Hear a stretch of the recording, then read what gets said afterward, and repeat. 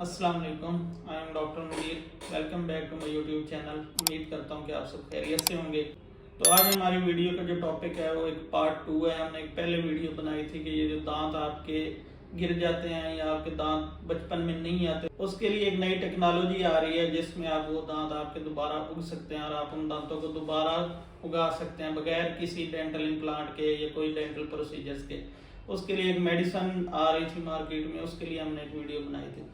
तो काफ़ी लोगों ने उसके नीचे कमेंट्स किए हुए थे, तो उसकी क्या अपडेट है और वो कब तक आएगी, उसके क्या एक्सपेंसेस होंगे, या ये एक हकीकत है या बस ये एक अफसाने ही है, कहानी है। और कुछ लोग तो इतने हाश हो गए थे कि ये आनी नहीं है, ये वेली बातें हैं और इनके पीछे कोई बुनियाद नहीं है। तो इस वीडियो में आज वो सारे हम डाउट्स और उन क्वेश्चन का आंसर करेंगे और उसको डिस्कस करेंगे और आपको ये भी बताएंगे कि उसकी क्या अपडेट है और कब तक वो मेडिसिन जो है वो मार्केट के अंदर अवेलेबल हो जाएगी।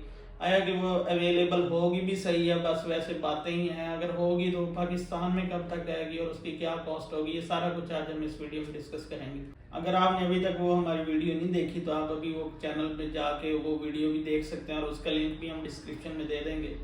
वो वीडियो इस बारे में थी कि जापान की क्योटो यूनिवर्सिटी में एक रिसर्च चल रही थी जिसमें ये था कि एक ऐसी मेडिसिन मुतारिफ करवाई जाए जिससे आपके जो दांत हैं, अगर आपके परमानेंट दांत भी लॉस्ट हो जाते हैं तो वो दोबारा जो है वो ग्रोथ कर सकें। जिस तरह उन साइंसदानों ने ये देखा था कि जिस तरह शार्क्स के अंदर मल्टीपल सेट्स ऑफ टीथ आते रहते हैं, एक दफ़ा गिरते हैं दोबारा आ जाते हैं, तो उन्होंने रिसर्च की थी। उन्होंने ये फाइंड किया था कि एक माइस थी, उसके अंदर उन्होंने ये देखा था कि उसके दांत बार बार आ रहे थे, लेकिन उसके अंदर जब उन्होंने रिसर्च की देखा तो ये पता चला कि USAG1 एक प्रोटीन होती है, वो उसके अंदर कम थी या नहीं थी, तो इसकी वजह से उसके जो दांत हैं वो बार बार जो है वो गिर जाते थे फिर दोबारा आ जाते थे। इस तरह नहीं था कि एक दफ़ा एक परमानेंट दांत आया, जिस तरह हम ह्यूमंस के अंदर होता है, पहले एक सेट आता है प्राइमरी टीथ, दूध वाले दांत, फिर उसके बाद उनके परमानेंट दांत आते हैं। तो जब वो परमानेंट दांत कोई ज़ाया हो जाता है या गिर जाता है फिर वो दोबारा नहीं आता, लेकिन उस माइस के अंदर वो दांत बार बार आ रहे थे। तो इससे उन्होंने ये नोटिस किया कि अगर हम ये USAG1 जो प्रोटीन है, अगर इसको इनहिबिट कर दें या इसके खिलाफ कोई एंटीबॉडीज बना दें तो ह्यूमन में भी ये पॉसिबल हो सकता है।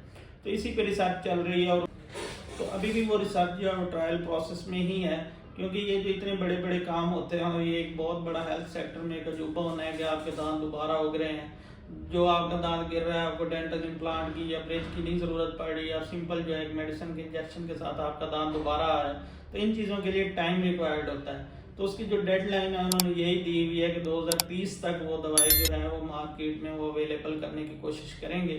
तो जो फार्मा कंपनी इस प्रोसीजर को और इस सारे जो है इस रेवोल्यूशन को लीड कर रही है उसका नाम है टोरेकॉम बायो फार्मा के नाम से वो एक कंपनी है। तो उनके जो ऑफिशियल पेज पे उन्होंने दिया हुआ है वो मैं आपको प्रॉपर बता देता हूँ कि उन्होंने क्या बताया हुआ है।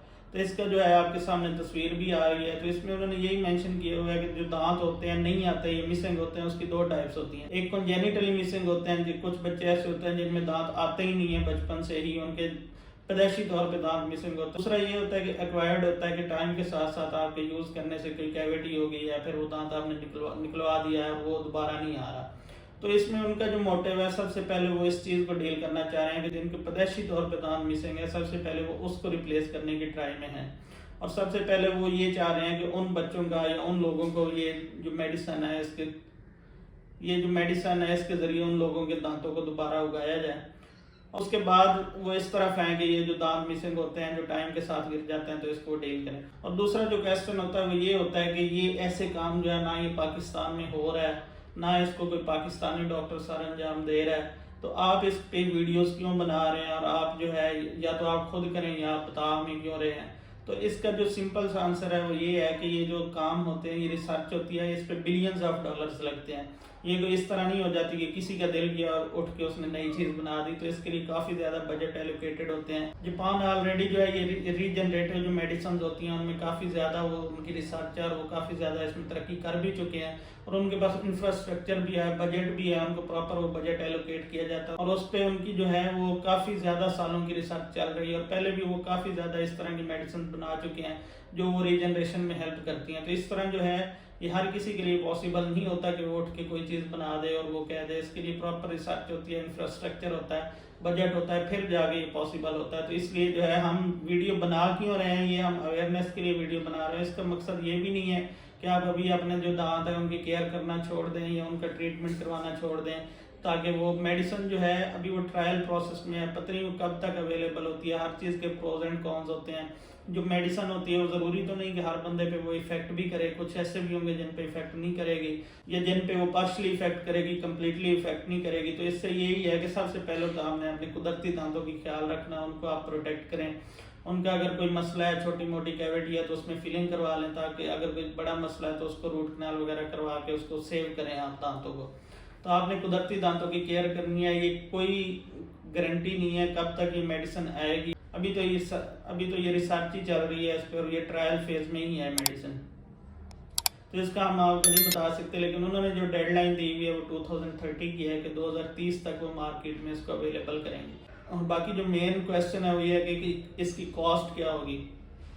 तो सबसे पहले तो आपने ये देखना है कि जो हमारी कंट्रीज हैं, थर्ड वर्ल्ड कंट्रीज, जिस तरह जो पाकिस्तान है या इंडिया है या ये जो एरिया है साउथ कॉन्टिनेंट का, तो जो चीज़ अगर जापान में या जो वेस्टर्न कंट्रीज में पहले आ रही है तो वो इधर तकरीबन 8 से 10 साल वैसे ही बाद में यहाँ तक अवेलेबल होगी। एक आम आदमी तक वो बहुत ही बाद में अवेलेबल होगी और उसकी शुरू में कॉस्ट भी ज़्यादा होगी। जब मल्टीपल कंपनीज उस पर काम करना शुरू करेंगी, मल्टीपल कंपनीज उस मेडिसिन को बनाना शुरू कर देंगी, कंपटीशन बढ़ेगा, फिर वो आम आदमी तक अवेलेबल होगी। तो शुरू में तो एक वो यही रिसर्च में आ रहा था कि उसकी जो कॉस्ट है वो तकरीबन $10,000 तक होगी एक मेडिसिन की या एक इंजेक्शन की। तो इसलिए आपने इस पर ज़्यादा उम्मीदें नहीं लगानी। बस ये एक रेवोल्यूशन है, जब आ जाएगा तो इंशाल्लाह ये सब के लिए बेनिफिशियल होगा, बहुत ज़्यादा बेनिफिट होगा सबको। उन लोगों को ख़ास तौर पे जिनके कुदरती तौर पर दांत आते ही नहीं है, तो जब तक नहीं आती तब तक आप ये अपने जो कुदरती दांत अल्लाह ताला ने दिए हैं इनकी आप हिफाजत करें और दिन में 2 दफ़ा ब्रश करें, सुबह नाश्ते से पहले और रात को सोने से पहले, और डेंटल फ्लॉस का इस्तेमाल लाजमी करें। उम्मीद करता हूँ कि आपको ये वीडियो इन्फॉर्मेटिव लगी होगी। अगर आपको इस वीडियो से इन्फॉर्मेशन मिली है तो इसको लाइक करें और हमारे चैनल को सब्सक्राइब करें। आज के लिए इतना ही, अल्लाह हाफिज़।